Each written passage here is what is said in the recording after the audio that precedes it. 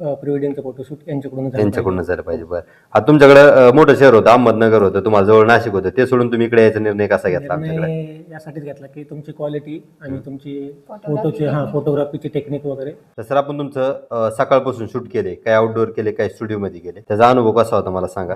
खूपच चांगला अनुभव होता. तुमचा एक्सपिरियन्सचा मला खूप मोठा फायदा झाला. बरं. आणि स्टुडिओमध्ये आल्यानंतर पण तुमचे सेटअप वगैरे हे पण खूप चांगले आहेत आणि ते आउटफिट्स वगैरे आहेत ते पण परफेक्टली आम्हाला मॅच झाले. दीदी, तुझा मेकअप कसा झाला?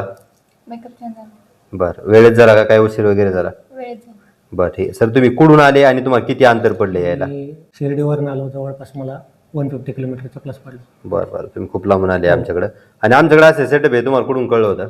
हे मी इंस्टाग्रामच्या रीलवरती बघितलं होतं. मग त्यानंतर तुमच्याशी कॉन्टॅक्ट केला. मग त्यानंतर डिटेल्स वगैरे घेऊन बाकीचे फोटोशूट वगैरे बघून मग त्यानंतर जवळपास तुम्ही 1 महिना आमच्या कॉन्टॅक्टमध्ये, एवढे दिवस तुम्ही आमचं सोशल मीडिया वगैरे पाहिलं, त्याच्यातून तुम्हाला कन्फर्म झालं इकडे जायला पाहिजे. अगोदर बघितलं त्यावेळेस कसं वाटलं, जायला पाहिजे वाटलं की नाही? येस, म्हणजे फर्स्ट इम्प्रेशन मध्ये असं वाटलं होतं की ओके. व्हिडिओग्राफीची टेक्निक त्यानुसार ठरवलं की इथं झालं पाहिजे. Okay, thank you sir.